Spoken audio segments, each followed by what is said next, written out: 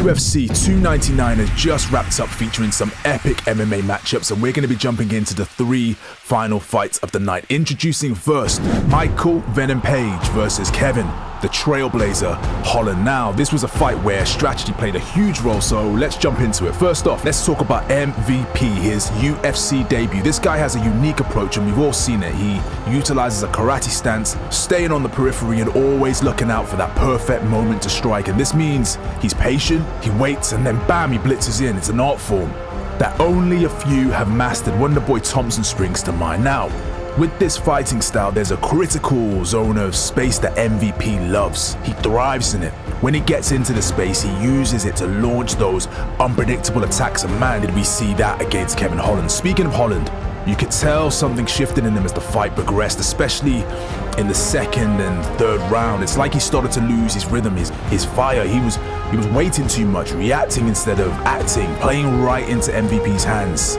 Speaking of hands, that right hand of MVP is more than a strike, it's a statement. It's wild, it's unpredictable, and it throws opponents off their game. Every encounter between MVP and Holland felt chaotic. It was a whirlwind of motion where MVP consistently had the upper hand.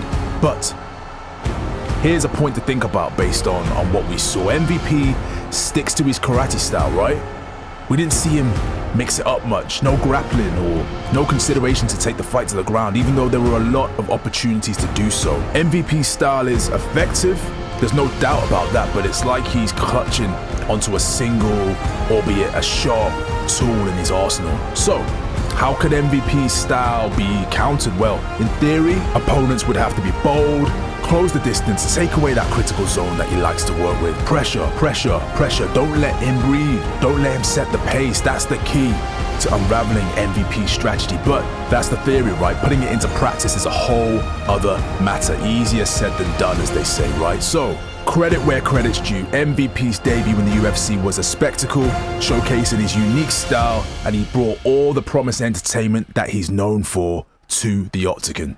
Okay, so let's jump into the electrifying UFC 299 co-main event featuring Dustin The Diamond Poirier against the formidable Benoit Saint Denis, also known as BSD, a surging fighter coming into the event with a 5-fight win streak. This fight was a showcase of grit and skill, so let's break it down. First up, BSD, this guy's a machine. He brings an energy that's relentless, whether he's throwing kicks or going for takedowns. But in this fight, against a striker like Dustin, we saw a different side.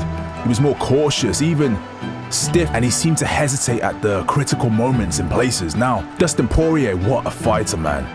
What a fighter. The nickname The Diamond is so fitting, as he truly seems to shine brightest when he's under the most pressure, and there was a whole lot of pressure in this matchup. Dustin's grappling skills were on full display, continually threatening BSD with guillotine chokes, which is a signature of his, always looking for the submission. I don't believe he has any submission wins on his record, but he always poses the threat. As much as the commentary team on the night, Joe Rogan and Daniel Cormier, threw shade on the attempt. So the first round had us on the edge of our seats. Dustin was scrambling a lot and found himself in tricky spots and had to use his experience to pull through, walking a tightrope of danger for sure. But come the second round, he caught BSD with a stunning uppercut, setting off a chain of events that eventually led to the knockout. Pure precision and power from Poirier, and the Diamond has now put himself in a unique position. He's not quite the gatekeeper of the division, but he has historically faced challenges with the top tier. Just thinking back to the fight against Justin Gaethje, for example. But Poirier now could be on the brink of something great should the right matchups fall into place to lead him back towards a lightweight title fight. Speaking to this future, what about Dustin versus Islam Makhachev, the successor to Khabib Nurmagomedov? That's a matchup that we'd all be itching to see, even though it could potentially be very far away. Islam's striking combined with his grappling, it's a very different equation to solve in comparison to what Dustin had against Khabib. But for now, Dustin Poirier still shines in the octagon and is still a force to be reckoned with. And BSD, he showed heart, skill, and the spirit of a true martial artist, but he'll have some physical and psychological rebuilding to do before his next fight after being KO'd in round 2. Let's get into the UFC 299 main event, this sensational showdown between Suga Sean O'Malley and Marlon Chito Vera. This was an epic clash, so let's dive into it. Suga Sean O'Malley, where do we even start? This guy's footwork is poetry in motion. He moves with such finesse and precision, making it look effortless. He's a master at controlling distance, seamlessly switching from orthodox to southpaw, keeping Chito guessing at every turn. On the other side, we had Chito Vera, a formidable opponent with a solid track record. Chito tried to bring his A-game, looking for openings and trying to launch his offense. However, Suga's swift moments and tactical awareness made it a tough night for him. If you know Chito Vera, you know that he's typically a slow starter and has given away rounds in the past countless times, only to turn it around late and get the win. This was not one of those nights against Suga Sean, and although Chito was there to the very end, he had to walk through turmoil, jabs, body kicks, and at one point he even got hit by a solid knee to the head that would have, to be honest, it would have put most people's lights out. Credit to his chin and heart there. O'Malley, typically known for his counterattacking, was more aggressive this time, always ready to respond to Chito's advances, and it's this adaptability that sets Suga apart in the octagon, in my opinion. The intensity could be felt on the night. Every time Chito upped his game, Suga had an answer. It was a thrilling back and forth, showcasing the best of mixed martial arts. Both fighters demonstrated incredible skill and determination, making it a memorable battle. Even the final exchanges of the fight saw Chito finally break through and land a solid left hook to the body. You could see that Sean O'Malley was severely compromised by this, but it was too little too late as the final buzzer rang out.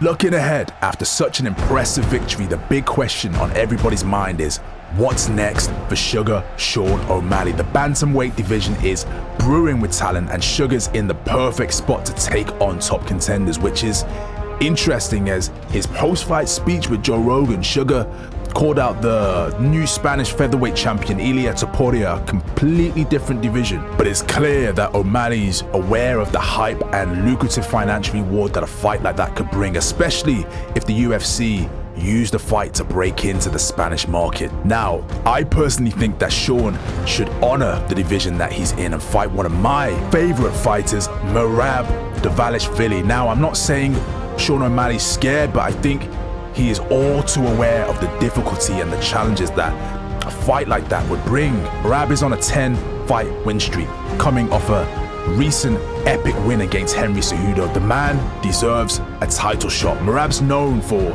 his wrestling prowess. He brings a relentless grappling game to the octagon and a mind-blowing level of cardio. He's shorter than Suga, which in some ways could be a disadvantage in the striking range, but it's his tenacity that's key. Merab is the type who would take the fight to the ground and dominate there. Suga, on the other hand, has his footwork and striking accuracy as his biggest weapon. He dances around the octagon with a grace that's hard to match, and his ability to maintain distance is exceptional. Against a wrestler like Merab, Suga's strategy would likely revolve around keeping the fight standing and striking from a distance. If these two were to face off, it would be a classic striker versus wrestling scenario. Merab would aim to close the distance quickly, using his wrestling to neutralize Suga's striking, and Suga, aware of Merab's tactics, would have to use his footwork and jabs to keep Merab at bay. This fight could go either way. If Merab manages to get hold of Suga and take the fight to the ground, it could be a long night for O'Malley. However, if Suga keeps the fight standing, his striking could prove too much for Merab. Both fighters have their strengths and weaknesses, and that's what makes the potential matchup so intriguing. Merab's grappling and pressure versus Suga's striking and movement. It's a fascinating contrast of styles. So, who wins between Merab and Suga? It's a question that sparks debate amongst fight fans. What's clear is that it will be a fight filled with strategy, skill, and the potential to be an instant classic. The MMA world will be eagerly watching as two of the best in the bantamweight division collide. Okay, so let's wrap up there. Hope you all enjoyed the fights. Keep your guard up, stay sharp, and I'll catch you in the next one.